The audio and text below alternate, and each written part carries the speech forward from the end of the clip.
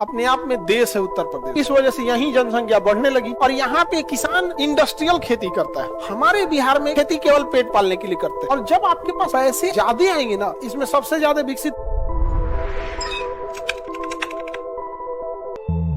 अभी गोरखपुर, देवरिया, कुशीनगर के आसपास एक नया जिला बनाया जा रहा है। उसका परिसीमन चल रहा है। यहाँ एक नया जिला बनेगा। 75 को तो ये 76 बना देगा जिला उत्तर प्रदेश में। अपने आप में देश है उत्तर प्रदेश। यूपी बहुत बड़ा है। अगर इसको देखा जाए तो इसे पॉलिटिकली 4 ग्रुप में बांटते हैं। इसे कहते हैं पश्चिम प्रदेश, नीचे वाले को कहते हैं बुंदेलखंड, इसे कहते हैं अवध, ऐसे कहते हैं पूर्वांचल। ये कौन हो गया?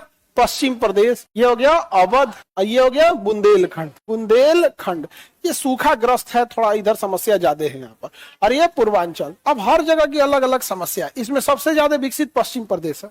पश्चिम प्रदेश विकसित होने के रीजन है, एक दिल्ली से सटा होने की वजह हैविली इंडस्ट्रियलाइज है और यहाँ पे खेत का साइज बड़ा बड़ा है। खेत का साइज बड़ा होने से ना किसान इंडस्ट्रियल खेती करता है पेट पालने के लिए।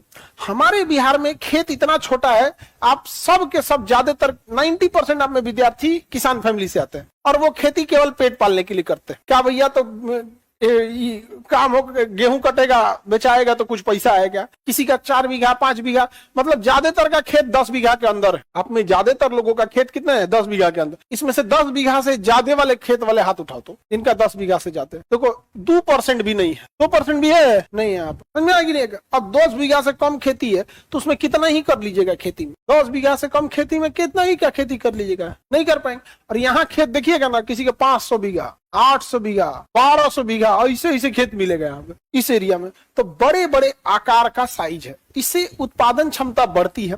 और जब आपके पास पैसे ज्यादा आएंगे ना, तो देखिए अगर किसी के 500 बीघा खेत है तो क्या आपको लगता है कि दूसरे का ट्रैक्टर बुलाएगा? वो अपना किसी का 2 बीघा खेत है तो अपन ट्रैक्टर रखेगा वो, काली अपन ट्रैक्टर रखेगा। तो उनके पास मशीनरी ज्यादा है, भंडारण क्षमता ज्यादा है।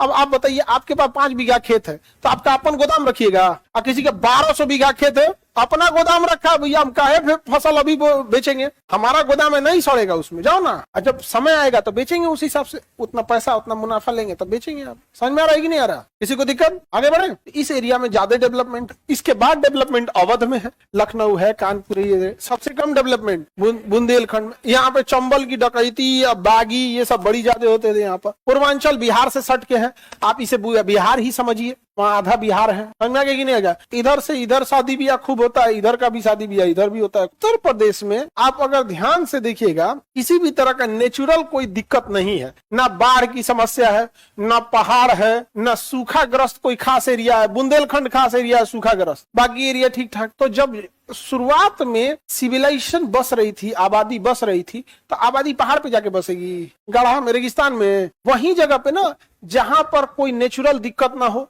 मौसम बहुत ज्यादा ठंड या बहुत ज्यादा गर्म ना हो, खेती इजीली हो जाए। क्योंकि उस समय तो आज से 200 साल पहले जाइएगा तो खेती के सिवा कोई रास्ता ही नहीं था, कोई रास्ता नहीं था, खेती ही सब कुछ थी।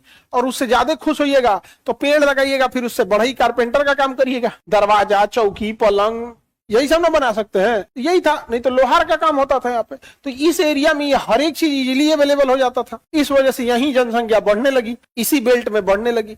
बढ़ते बढ़ते बढ़ते बढ़ते ये एरिया दुनिया के लिए जनसंख्या का एकदम भयानक सरदर्द बन गए हम लोग। यूपी बिहार की जनसंख्या